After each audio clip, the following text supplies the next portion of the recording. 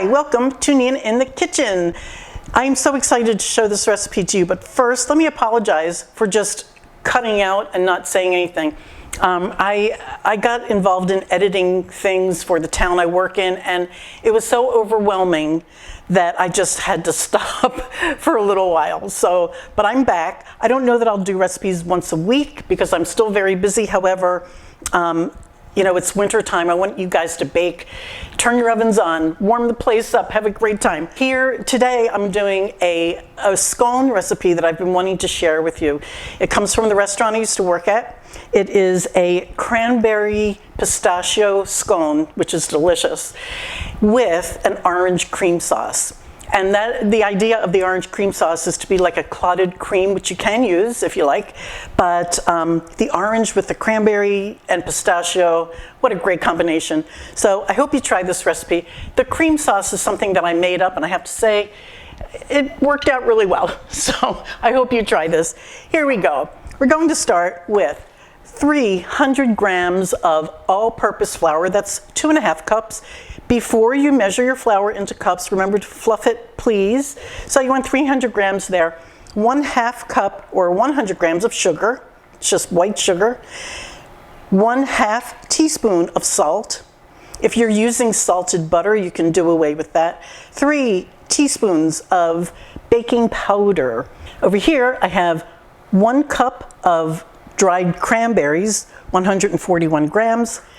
This is 60 grams of pistachio, 1/2 cup. This is 1/2 cup or 1 stick or 115 grams of butter. And as you can see, I cut it in small little dice. This is a unsalted butter.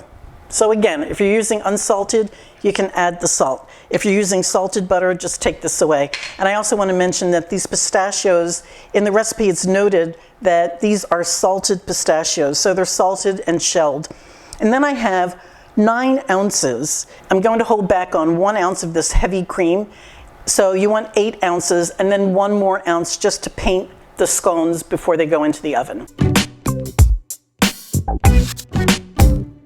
Turning your oven on to 375, it just came up to temp. When you're using a food processor, what you want to do is put the most dense food first. That usually leaves the bowl clean, and then you can just go on from there and make a dough. Much easier than trying it the other way around. So we're starting with chopping the pistachios. I'm going to give this 4 pulses, and I'll see how it looks. So this is how it turned out on 4 1-second pulses. I think I'm going to do 1 more second.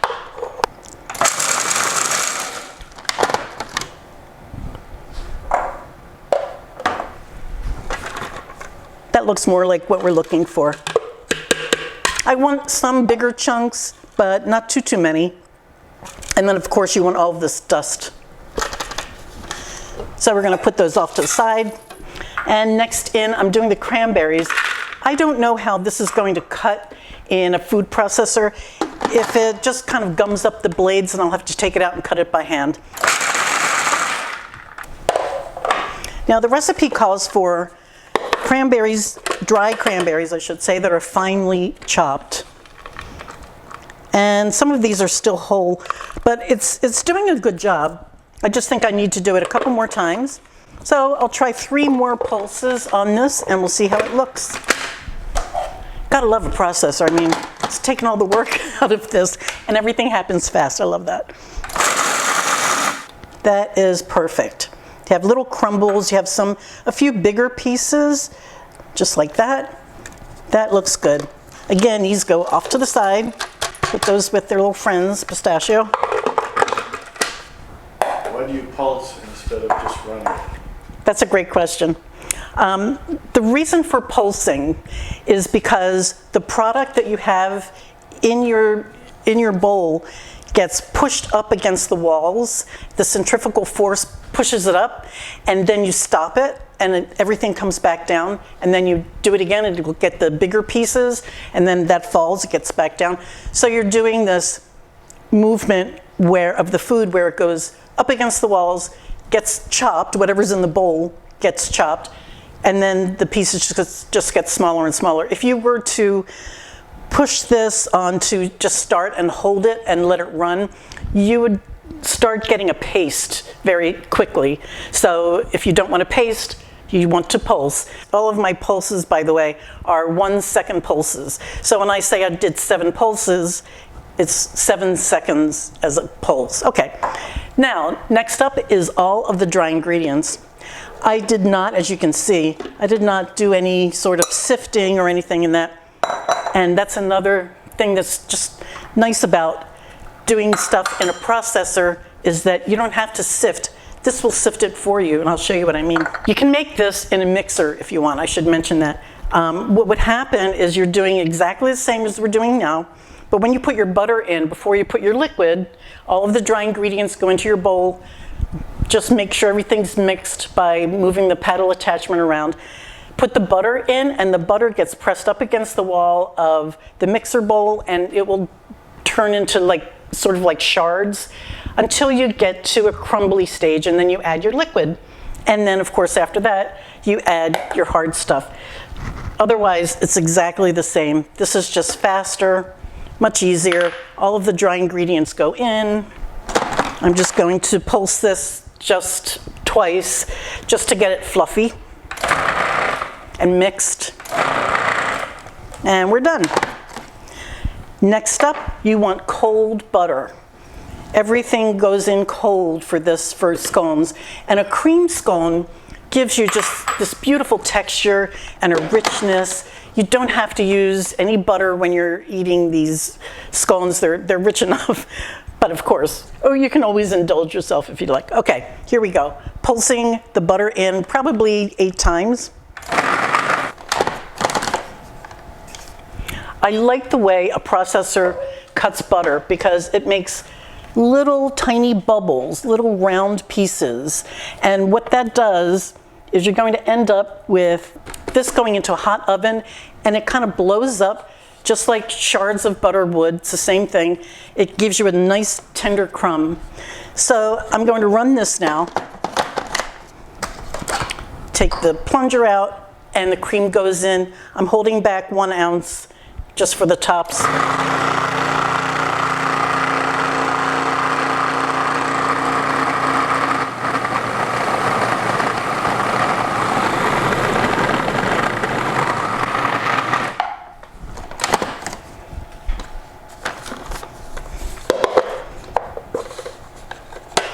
And we're done, that's it.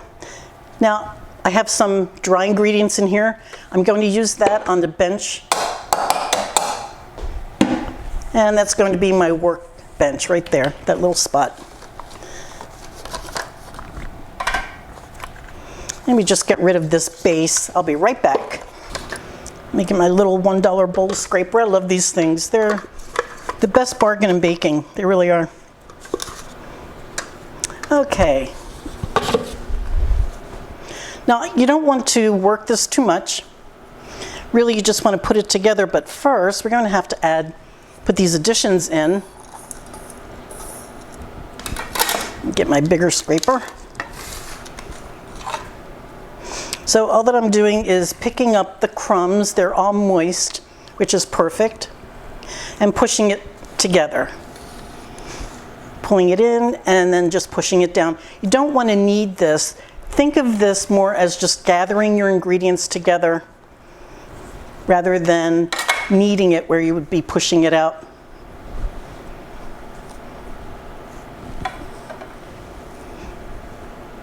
But you do want to move all the ingredients around, so I'm just breaking it and pushing it down. Now, there are a couple of things you can do here. You can use a biscuit cutter if you like, and that's what the recipe calls for, so I'm going to do that. But another way to make scones, just to keep it very easy, is to get your dough to be about 1/2 inch thick. So just push it out until you have 1/2 inch thickness.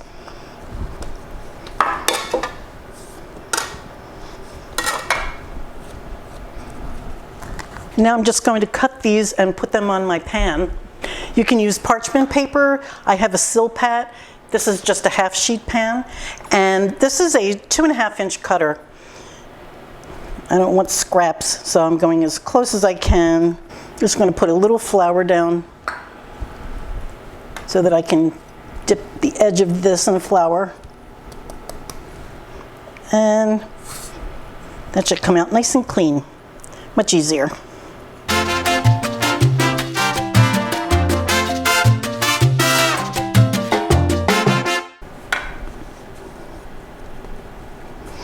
So I'm just taking all of the scraps, pushing them all together, and again, I'm not kneading, I'm just sort of gathering and smushing.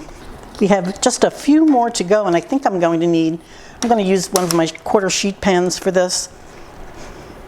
The last time I made these, my husband left me a note in the kitchen that said, "This is a very sad day. I ate the last one." They are delicious, and especially with this orange sauce that I'm going to show you how to make. I should say orange cream, sorry. Oh, look at that. I think I can actually, let's see, if I push it in here maybe.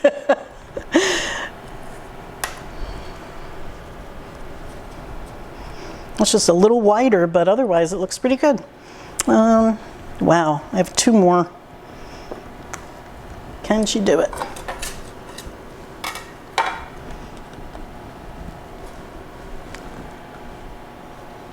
This is scraps, and I didn't want 1 ounce of crumb or leftover, so it's a little bigger than the other one. So what I'm going to do is put this on the end, because those will cook faster than anything that's in the center. I forgot to paint.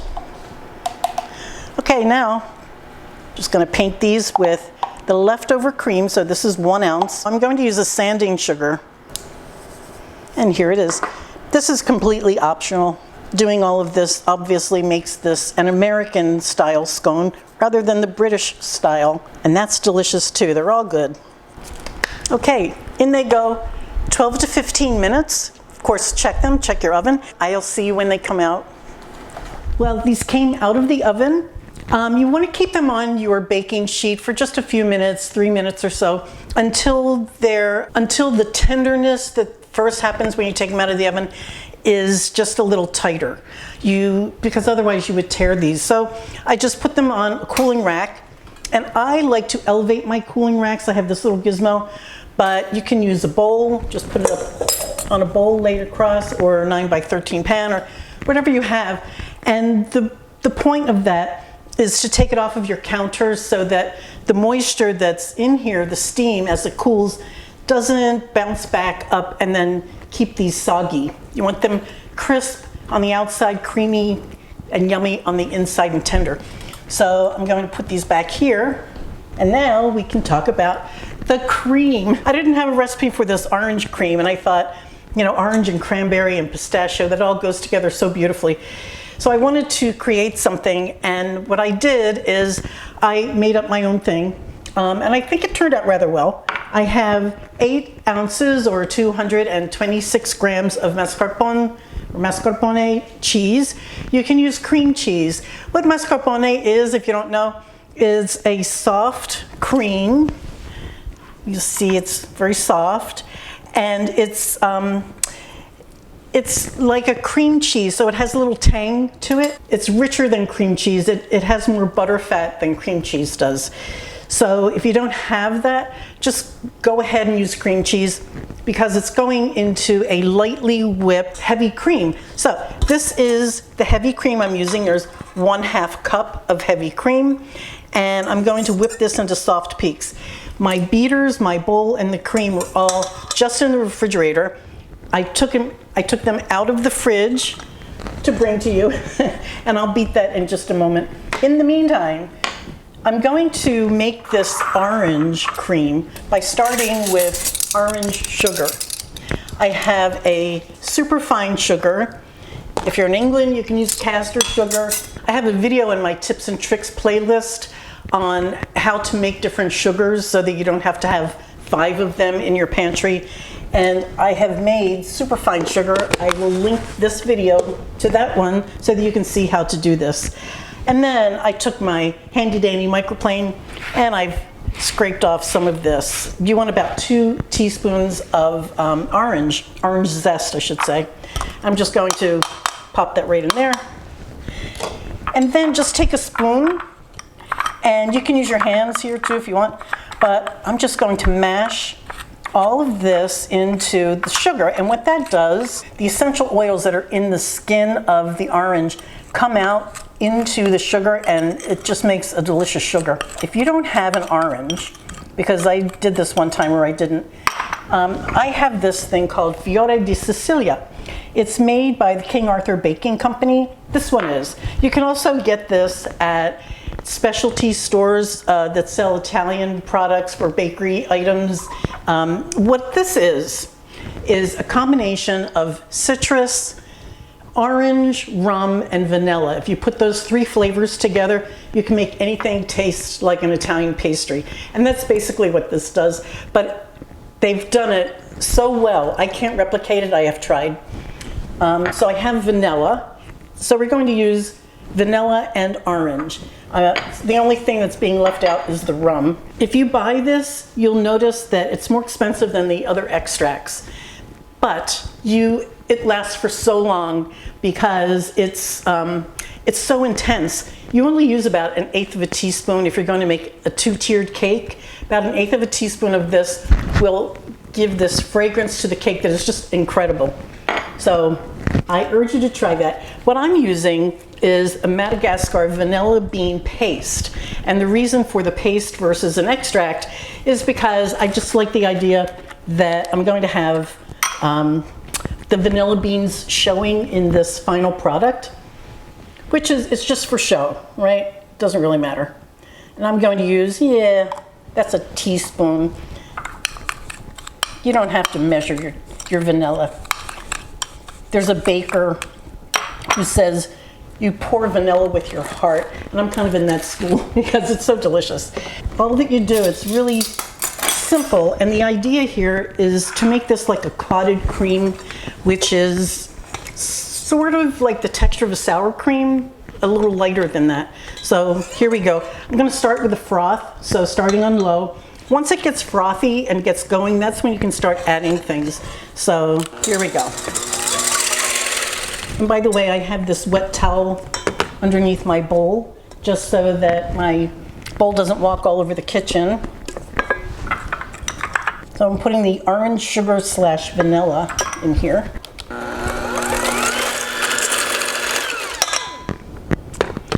This is a light whip.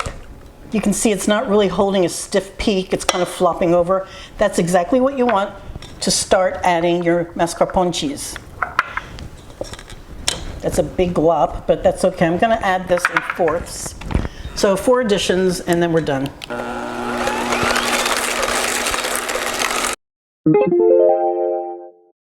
Please like and subscribe if you haven't. And thank you for that if you have. Okay, this will be 3 more seconds. You just have to incorporate this. I do want to taste it and just make sure it's where I want it. That's good. You know what I think it actually needs is just a pinch of salt. And that's it, we're done. So this doesn't take long at all. This is so delicious. You know, the orange and the vanilla, they're in there. I mean, you taste it, but it's a very gentle flavor. The cranberry and pistachio, all of this. I mean, the orange cream is a great backup to this scone. This is a great recipe. The outside is crispy. The inside is moist and tender. I did need more time in the oven for mine. I made them bigger. The recipe calls for a 2-inch cutter. I used 2.5, and I think I'll use 2 from now on. I did it the first time, and I thought 2 inches was too small, but then I changed the recipe, and I think 2 inches would be perfect. Anyway, use what you have. Enjoy this recipe. It is delicious. Chef Dave, thank you for sharing this. And I hope you try it. Let me know if you do. Enjoy. Bye, guys.